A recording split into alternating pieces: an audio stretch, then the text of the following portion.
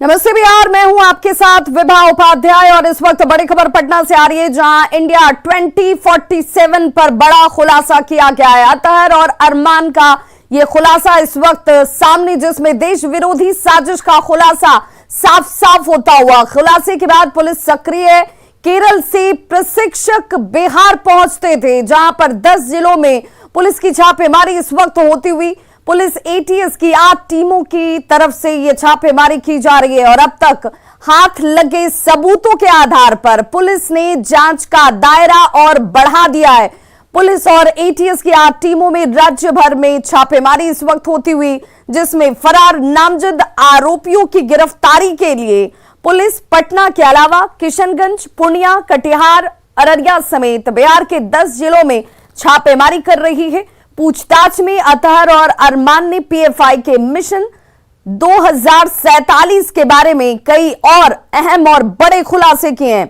अब तक की जांच के दौरान पुलिस के हाथ कई और दस्तावेज लगे हैं, जिससे इस बात की जानकारी मिलती है कि देश विरोधी गतिविधियों के पीछे किन किन संदिग्धों के तार जुड़े हैं। अतहर और अरमान ने पूछताछ के दौरान ये बताया कि केरल में पीएफआई की जड़ें काफी गहरी हैं। अतहर और अरमान ने जांच के दौरान स्वीकार किया है कि पटना, पूर्णिया, मोतिहारी, किशनगंज समेत अन्य प्रशिक्षण केंद्रों पर युवाओं को प्रशिक्षण देने के लिए ज्यादातर प्रशिक्षक जो हैं वो केरल से पहुंचते थे। पीएफआई की डायरी से आगे और कई अहम राज खुलेंगे, इसकी संभावना भी जाहिर की जा रही है। तो बुधवार को फुलवारीशरीफ में पुलिस ने छापेमारी की थी, जिसमें पुलिस ने 2 संदिग्धों को गिरफ्तार किया था, मोहम्मद जलालुद्दीन और अख्तर परवेज। और ये अख्तर परवेज और जलालुद्दीन इस वक्त जब गिरफ्त में है तो कई महत्वपूर्ण खुलासे सामने आते हुए। जलालुद्दीन झारखंड पुलिस में रह चुका है। दोनों पर पीएफआई के इशारे पर काम करने का आरोप है। देश के खिलाफ गतिविधि चलाने का आरोप इन दोनों के ऊपर ही है। तो अब तक इस पूरे मामले में क्या कुछ हुआ है वो हम आपको जानकारी देते चलें। पुलिस ने 48 घंटे के रिमांड पर इन दोनों को लिया था। कड़ी पूछताछ की गई। दोनों की रिमांड अवधि अब खत्म हो गई है। लखनऊ से एक संदिग्ध को गिरफ्तार किया गया। अब तक 5 गिरफ्तारियों में कौन कौन और कहां से गिरफ्त में आया? 26 लोगों पर नामजद एफआईआर दर्ज की गई है। 5 लोगों की गिरफ्तारी इस पूरे प्रकरण में अब तक हो चुकी है। 21 लोग अभी भी पकड़ से बाहर हैं। और संवाददाता अमित हमारे साथ इस वक्त ज्यादा जानकारी के साथ फोन लाइन पर जुड़ चुके हैं। अमित, अब यह माना जाए कि इन खुलासों के साथ जिसका अंदेशा जाहिर किया जा रहा था, पीएफआई जिसकी जड़ें केरल में मजबूत हैं, उसकी पुष्टि भी होती है। वहां से ट्रेनर भी पहुंच रहे थे, लेकिन जिन 21 नामजद लोगों की तलाश अब की जा रही है, उन तक पहुंचने के लिए कितनी कारगर रणनीति इस वक्त की जाती हुई? देखिए, बिल्कुल जिस तरह से अतहर और अरमान ने पूछताछ के दौरान ये स्वीकारा है कि केरल जो है वो पीएफआई का मेन कर सकते हैं तो एपिक पॉइंट है और वहीं से तमाम चीजें जो चल रही है। यहाँ तक कि बिहार में जो प्रशिक्षण हुए, तकरीबन 15,000 से अधिक मुस्लिम जो युवा थे जिन्हें प्रशिक्षित किया गया हथियार चलाने से लेकर के देश में विध्वंस फैलाने की जो प्लानिंग है और इस तरह से उनको ट्रेन किया गया है, तो उसके लिए ट्रेनर भी जो है वो केरल से आए थे यहाँ पे। ये सबसे बड़ी जानकारी जो है वो न्यूज 18 दे रहा है अभी दर्शकों को, क्योंकि अब तक इस मामले में कहा यही जा रहा था कि पुलिस छानबीन कर रही है। कई सवाल थे जिसका जवाब अतहर और अरमान ने दिया है, लेकिन उन्होंने क्या महत्वपूर्ण बात बताई है ये हम दर्शकों को बता रहे हैं। कि सबसे पहली बात है कि जो अतहर ने ये स्वीकारा है कि केरल से जो है वो प्रशिक्षित आते थे और जो फरार नामजद हैं जिनके संदर्भ में आप पूछ रही हैं कि उनकी गिरफ्तारी के लिए क्या कुछ विशेष रणनीति बनाई जा रही है, तो उसके संदर्भ में भी बताते चले कि एटीएस और जो एसआईटी है पटना पुलिस की, वो लगातार 10 जिलों में जो है छापेमारी कर रही है। पूर्णिया, कटिहार, किशनगंज, अररिया, फारबिसगंज, दरभंगा, मधुबनी, मोतिहारी और मुजफ्फरपुर, ये तमाम जिले जो हैं वहां पे लगातार छापेमारी किया जा रहा है। और कहा यह जा रहा है, जो हमारी बातचीत हुई है आधिकारिक सूत्रों से जो जानकारी मिली है उसके मुताबिक 11 लोगों को डिटेन किया गया है। हालांकि ये गिरफ्तार नहीं है, डिटेन है, लेकिन ये वो लोग हैं जिनके नाम एफआईआर में नहीं है। यानी कि जाहिर सी बात है कि जो लोग जिन लोगों का नाम है, 21 लोग जो अभी नामजद हैं और फरार हैं, तो उन जिनकी गिरफ्तारी को लेकर के इन 11 को डिटेन किया गया है। इसके साथ ही साथ बताते चले कि जो लगातार ट्रेनिंग हुआ है उसको उसके संदर्भ में भी कई अहम बातें जो है वो अतर ने बताया है। ये भी बताया है कि जो डायरी है पीएफआई की, जो डायरी पूर्णिया पुलिस मुख्यालय पूर्णिया जो है पीएफआई के मुख्यालय से जो बरामद हुआ था, उसमें कई नंबर जो है वो एसआईटी के हाथ लगे हैं, एटीएस के हाथ लगे हैं, और उसमें कई सफेद पोस्ट भी हैं जिनकी पहचान अब तक सफेद पोस्ट के तौर पे होती रही है। तो वैसे चेहरे भी जो है पूछताछ के बाद जो जानकारी मिली है, जो डायरी मिला है, उसमें नंबर जो मिले हैं उसके जब उसको खंगाले जाएंगे तो जाहिर सी बात है कि कई अमित, इस पूरे प्रकरण में एक महिला का भी नाम आ रहा है, तीशा। ये कौन है? इसे लेकर किस तरह की जानकारी सामने आ पा रही है? देखिए, ये जो है ये मरगूब आलम उर्फ दानिश ताहिर की जो है वो करीबी मित्र बताई जाती है, और इसका नाम इलीसा है। इलीसा का पता लगाने का काम जो है वो एटीएस लगातार कर रही है, क्योंकि मरगूब जो है वो उसकी गिरफ्तारी एटीएस ने ही की। एटीएस ने ही उसे गहन पूछताछ की और तमाम जो डिकोड थे, कोड जो जिसका इस्तेमाल ये करता था, उसे डिकोड करने का काम भी जो है वो एटीएस लगातार कर रही है। फौरी तौर पे जो डिकोड किया गया उसके संदर्भ में पटना एसएसपी एएसपी फुलवारी जो है उन्होंने जानकारी भी दी। तो ये जो जिसके संदर्भ में जो युवती है, इसका नाम जो है वो जानकारी मिली है, नंबर मिले हैं, और इसके आधार पर एटीएस जो है वो इलीसा जो बताया जा रहा है नाम, इसकी फ्रेंड है मरगूब की, उस तक पहुंचने की कोशिश जो है वो लगातार एसआईटी कर रही है। बहुत बहुत शुक्रिया अमित इस तमाम जानकारी के लिए। तो देखिए, केरल में पीएफआई की जड़ें कितनी गहरी हैं, इसका खुद खुलासा ये दोनों आतंकी कर रहे हैं। पटना, पूर्णिया, मोतिहारी, किशनगंज में ट्रेनिंग कैंप, और इस कैंप में ट्रेनिंग देने वाले लोग केरल से यहां पर प्रशिक्षण देने के लिए पहुंचते थे, और ज्यादातर प्रशिक्षक जो हैं वो केरल के ही थे। आतंक के फुलवारी शरीफ मॉडल की जांच इस वक्त जारी है। बिहार पुलिस और केंद्रीय जांच एजेंसियां आतंक के इस मॉड्यूल के तह तक जाने की कोशिश में जुटी हैं, तो वहीं नेता राजनीति करने से बाज नहीं आ रहे। आरजेडी नेता श्याम रजक ने कहा कि देश में इस्लामिक आतंकवाद ही नहीं, हिंदू आतंकवाद का भी मसला है।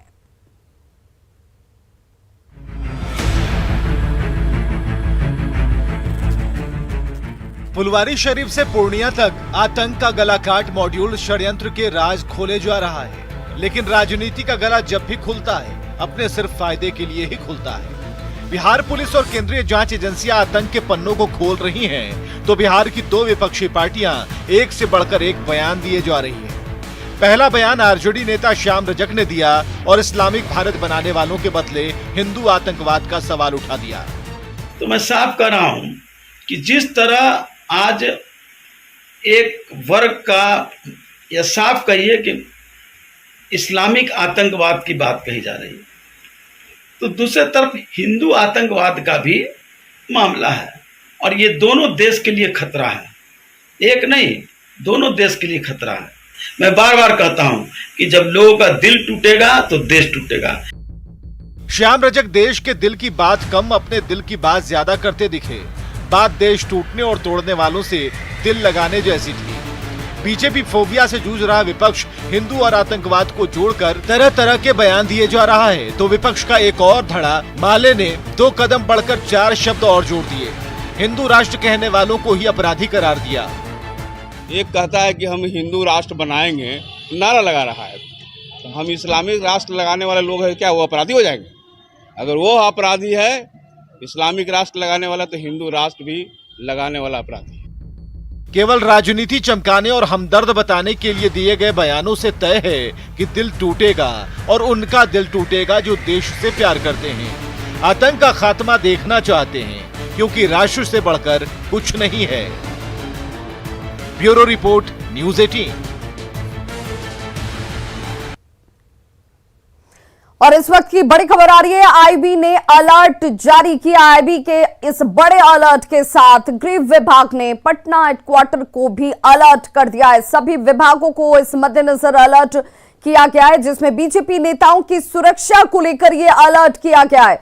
विशेष चौकसी बरती जाए। इस अलर्ट में सीधे तौर पर आईबी की तरफ से यह बड़ा अलर्ट, जिसे आप इस वक्त अपने टीवी स्क्रीन पर देख रहे हैं, गृह विभाग ने इसे लेकर तमाम हेडक्वार्टर्स को भी सूचना निर्गत की है, जिसमें सभी विभागों को अलर्ट पर रहने के निर्देश दिए गए हैं, क्योंकि बीजेपी नेताओं की सुरक्षा इस वक्त कहीं ना कहीं उसे लेकर टारगेट करने की कोशिश जरूर की जा रही है और इसी के मद्देनजर ये अलर्ट इस वक्त विशेष चौकसी को लेकर अलर्ट है। द खुरासान डायरी, ये वो डायरी है जिसमें बीजेपी पर हमले का जिक्र किया गया है।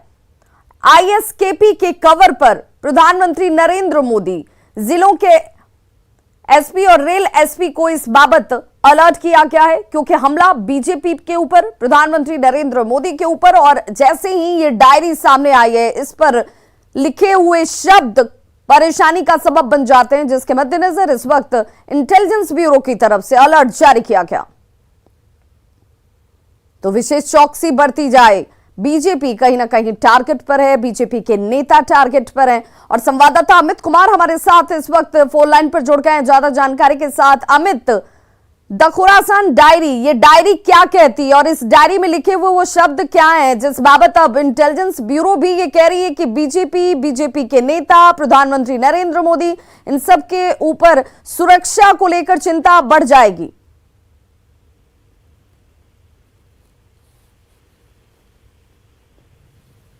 अमित, आप तक आवाज पहुंच पा रही है? बिल्कुल आवाज पहुंच रही है। सवाल कृपया दोहराएं आप। अमित, क्या अलर्ट में क्या मेंशन किया गया है, क्या कहा गया है, किस तरह की चिंता जाहिर की गई है? देखिए, ये जो अलर्ट है इसमें साफ तौर पे लिखा हुआ है कि जो कैप्शन ट्विटर हैंडल जो है द खुरासान डायरी, उसके तो ये बात जो है साझा की गई है कि इस्लामिक स्टेट खुरासान प्रांत जो है आईएसकेपी के कवर पर भारतीय पीएम नरेंद्र मोदी है, यानी कि नरेंद्र मोदी टॉप टारगेट पे हैं और इसके साथ साथ बीजेपी के कई नेता जो हैं वो आतंकियों के रडार पे हैं, निशाने पे है। वॉइस ऑफ खुरासान पत्रिका के अपने न्यूनतम संस्करण में इस बात का उल्लेख किया गया है। टेलीग्राम के माध्यम से जो अमीर गाजी खालिद इब्राहिम है, उन्होंने ये बात लिखी है कि जो हिंद के नए अंतरिम कमांडर ने एक बयान जारी किया है कि भारत के मुसलमान युवाओं को समय पर एहसास होना चाहिए कि उनके दर्द और पीड़ा के लिए जिम्मेवार लोग जो है वो सिर्फ पुजारी ही नहीं है, उनके खिलाफ एक पूरी व्यवस्था लड़ रही है और इस लड़ाई में आप सबको शामिल होना है। तो कहीं न कहीं उन्माद को फैलाने की कोशिश की जा रही है और इसी को लेकर के आईबी ने जो अलर्ट जारी किया, बिहार के जो गृह विभाग है, पुलिस मुख्यालय है, उन दोनों को ये अलर्ट भेजा है और इसको देखते हुए पुलिस मुख्यालय ने तमाम जो जिले हैं, पटना समेत तमाम जो जिले हैं, वहां पे सुरक्षा व्यवस्था चौकसबंद करने का निर्देश दिया है। साथ ही साथ पुलिस मुख्यालय से ये भी कहा गया है कि बीजेपी के बड़े नेता अगर कहीं भी कोई सभा करते हैं, कोई बैठक करते हैं, तो उसमें सुरक्षा व्यवस्था जो है वो चाक-चौबंद हो, ये सुनिश्चित की जाए। साथ ही साथ ये भी कहा गया है अलर्ट जो पेपर है इसमें कि भारत में रहने वाले मुसलमानों को जितनी जल्दी यह एहसास होगा कि उनके खिलाफ यह युद्ध सदियों पुराने युद्ध का हिस्सा है, उतनी ही जल्दी वो अपने दोस्तों और दुश्मनों के बीच अंतर करने में सक्षम हो जाएंगे। तो समझ सकते हैं कि किस तरह से शब्द के का जाल बुना जा रहा है, शब्द के हिसाब से जो जहर है वो फैलाने की कोशिश जो है वो कट्टरपंथियों के द्वारा की जा रही है। इसके साथ साथ एक बात और इसमें लिखा गया है जो हम दर्शकों को बता रहे हैं, बड़ी बात है कि इस पत्र के माध्यम से जो कट्टरपंथियों ने जारी किया है उसमें ये भी लिखा है कि आपसे अनुरोध है कि सभी आवश्यक एहतियात बरतें और किसी भी अप्रिय घटना से बचने के लिए सुरक्षा उपाय जो अपनी वो करके रखें। यानी कि सिर्फ हमला करना ही इनकी रणनीति नहीं है, बल्कि अगर जवाबी कार्रवाई होती है, अलर्ट जिस तरह से पुलिस महकमे में जारी किया गया, आईबी ने अलर्ट किया है, तो अगर पुलिस चौकसी बरतती है तो पुलिस पे हमला भी करना है। सिर्फ पीएम मोदी या बीजेपी के नेता ही इनके सॉफ्ट टारगेट नहीं है, अगर पुलिस कार्रवाई करती है इनको, इन लोगों को इनके मिशन सीधे तौर पर अगर इनके इस विध्वंसक साजिश के पीछे, इनकी सोच के पीछे अगर कोई सामने आने की कोशिश करता है तो उनके ऊपर हमला किया जाए, किसी को भी बख्शा ना जाए, कट्टरपंथी सोच सीधे तौर पर जाहिर होती हुई और कैसे लोगों के ब्रेन वॉश किए जाते हैं, शब्दों के जाल में कैसे उन्हें फंसाया जाता है और उनका इस्तेमाल किया जाता है धर्म के नाम पर, इस डायरी के शब्दों के साथ जाहिर हो जाता है। बहुत बहुत शुक्रिया तमाम जानकारी के लिए। और बड़ी खबर सीतामढ़ी से आ रही है जहां पर उदयपुर जैसा कांड सामने आया है। नुपुर शर्मा का वीडियो देखना एक युवक को महंगा पड़ गया। नुपुर शर्मा के समर्थन वाला वीडियो देखने पर कुछ जिहादियों ने एक युवक पर चाकू से हमला बोल दिया है। फिलहाल उसका इलाज अस्पताल में जारी है। जिहादियों का युवक पर चाकू से हमला कई गंभीर सवालों को खड़ा करता है कि किस स्तर पर अब ये सोच इनकी जा चुकी है। नुपुर शर्मा का वीडियो देखने पर युवक पर हमला कर दिया जाता है। 4 लोगों पर हमले का आरोप है, 2 लोगों को गिरफ्तार कर लिया गया है। बहिरा जाहिदपुर गांव की यह घटना है। एफआईआर से नुपुर शर्मा का नाम हटाने का आरोप भी लग रहा है। और देखिए कैसे इस युवक के ऊपर हमला किया गया, चाकू से गोदा गया इस युवक को सिर्फ इसलिए कि नुपुर शर्मा का वीडियो ये युवक देख रहा था। तो जिहादियों का ये दुस्साहस देखिए, जिहादियों की ये करतूत देखिए, जहां क्या देखा जाए क्या ना देखा जाए, क्या सुना जाए और ना सुना जाए, सब कुछ अब ये खुद तय करने की नापाक मंसूबे को पाले हुए हैं। नुपुर शर्मा का वीडियो देखने पर इस युवक के ऊपर ताबड़तोड़ हमले कर दिए जाते हैं। तो सीतामढ़ी में भी उदयपुर जैसी घटना को अंजाम दिया गया। घायल युवक अंकित झा की जुबानी ही सुनिए कि आखिर क्या कुछ हुआ था। दुकान पे थे, पान खाने गए थे, 2 बंदे थे हम लोग, वो 2-3 थे, वो भी 2-3 थे। हम लोग नुपुर शर्मा का स्टोरी लगाए थे, हम ही लगाए थे। तो वो हम अपने पे बोल रहे थे कि हम स्टोरी लगाए हैं ऐसे ऐसे। फिर वो दोनों बोला नुपुर शर्मा का समर्थक है, बोले कि हाँ हम है। तो फाइट चलाया, फिर नहीं वो गलत वर्ड यूज किया, हम भी गलत वर्ड। फिर वो बोला कि फाइट चलाया वो, फिर हम भी चलाए, फाइट से नहीं जीता तो वो चाकू चला दिया पीछे से। कितने बार चाकू? 6 बार चाकू लगी। किसी को पहचानते हैं? नहीं पहचानते पहले से। कौन लोग थे वो लोग? नहीं जानते पहले से, किसी को नहीं पहचानते। बाद में भी बहुत लोग आए थे। बहुत लोग हैं। वो लोग कौन थे? गांव वाले भी थे, बाहर वाले भी थे। जो उसको बचा के ले गया ना 25-30 था, जिसको हम पकड़ के रखे थे। लास्ट चाकू लगा था तब पर भी हम उसको पकड़ के रखे। लास्ट में जब हम हॉस्पिटल जा रहे थे तो 25-30 जन आया, वो लेके चला गया वो दोनों को गाड़ी पर, उसका साथ में गाड़ी भी ले गया। कौन लोग थे वो लोग? हिंदू थे, मुस्लिम थे? मुस्लिम थे वो लोग सबके सब। तभी कैसे जब पहचानते नहीं तो कैसे जाने मुस्लिम लोग? काहे जब आए ना पीछे से, जब पीछे से आया उसको बचाने, वो दोनों लड़का को जब हम पकड़ के रखे थे, जाने नहीं दे रहे थे, हम गाड़ी रोक के रखे हुए थे, चाकू लगा था फिर भी नहीं जाने दे रहे। उसके बाद बचाने वही सब उसको लेके चला गया, वही सब। कभी धमकी भी मिली थी? नहीं, धमकी हमको आज तक कोई नहीं। धमकी नहीं मिली। क्या रील बनाते थे समर्थन? रील नहीं बनाते थे हम, स्टेटस लगाते थे हम, समर्थक थे हम। नुपुर शर्मा जो बयान दी थी वो भी आप लोग पोस्ट किए थे क्या? पोस्ट नहीं किए हम शेयर बस किए अपना स्टोरी पे होगी। उसके हर एक बयान को आप लोग शेयर कर देते हैं यार, एक आध दुक्का बस यार। तो अंकित झा को आपने सुना, जिसने न्यूज 18 पर अपनी आप बीती बताई। स्टोरी लगाने की वजह से अनजान युवकों की तरफ से इसके ऊपर हमला किया जाता है और फिर अब अंकित झा के स्टेटमेंट सामने होने के बावजूद नुपुर शर्मा के जिक्र को भी एफआईआर से हटाने की कोशिश की जा रही है। अंकित झा के पिता ने बताया कि जिन लोगों ने हमला किया, अंकित उन्हें जानता नहीं था। हमारा नाम मनोज झा है सर, और मेरा लड़का एक साथी के साथ गया था वहाँ दुकान पे कुछ खाने पीने के लायक। वहाँ जो है नुपुर शर्मा का जो है वीडियो देख रहा था। वहाँ जो है ये 2-4 जो है मुसलमान लोग आए और आज की क्या देख रहा था, आज की ये देख रहा हूँ नुपुर शर्मा का मोबाइल पर देख रहा था। उसने जो है गाली गलौज कर दिया। गाली गलौज करने के बाद जो है दोनों को हाथापाई हो गया, पीछे से चाकू से वार कर दिया मुसलमान लोग। पहचानता है लड़का आपका? लड़का पहचानता नहीं है, शक्ल से जान जाएगा, शक्ल से पहचान। नाम किसी का मालूम है? नाम सर उल्टा सीधा नाम होता है, उसका नाम मालूम नहीं है, लेकिन शक्ल से पहचान लेगा। कितने बार चाकू? 6 जगह लगा हुआ है सर। कहाँ लगा? पेट में है, पजरा में है, इसी समय चाकू से लगा। तो लगता है कि अगर समय पर इलाज नहीं करता तो उसकी हाँ सर, यहाँ से जल्दी समय से नहीं लाते और अभी भी गंभीर है और सही से जगह पर आ गया तो देखिए ऊपर वाला का मेहर है। चाहते क्या है आप लोग? चाहते क्या है सर, यही है कि हमको सही से उसका कानूनी सज़ा मिलना चाहिए। पुलिस को शिकायत की पूरे मामले? जी, पुलिस को शिकायत कर रखे हैं। कहाँ है आपका एड्रेस, क्या हुआ, पता बताइए। मेरा घर हुआ बहरा जायदपुर, जिला सीतामढ़ी। कौन थाना को सूचना? नानपुर थाना जी। तो उसमें जो शिकायत की उसमें नाम डालें किसी का? नाम जो अभी नाम डाला हुआ है सर। नाम याद है नाम किसी का? ना सर, ये नाम नहीं है। नाम नहीं।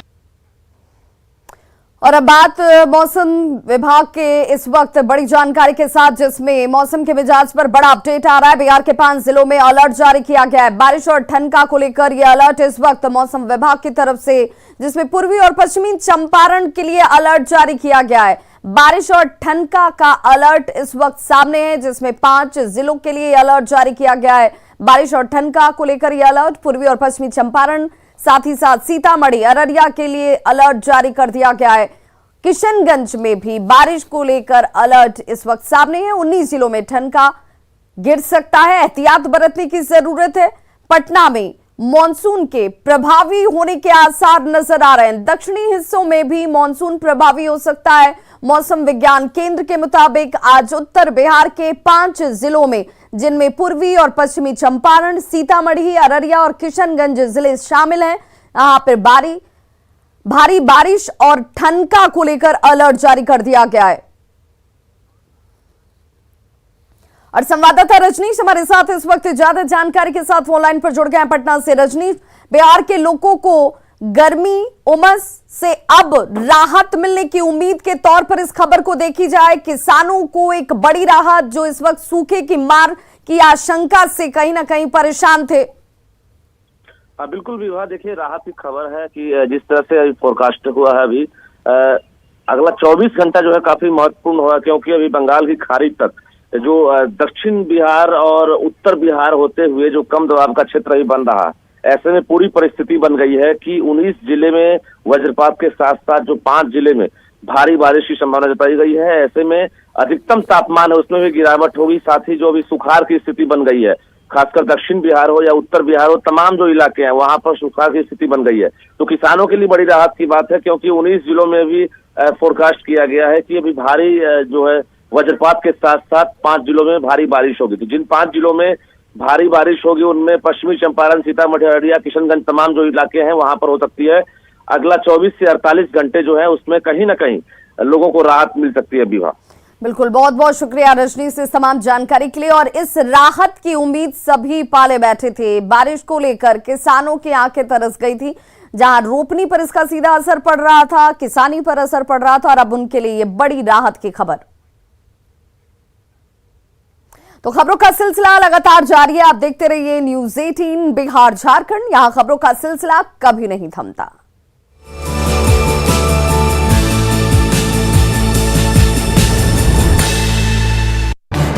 इस न्यूज हेडलाइंस के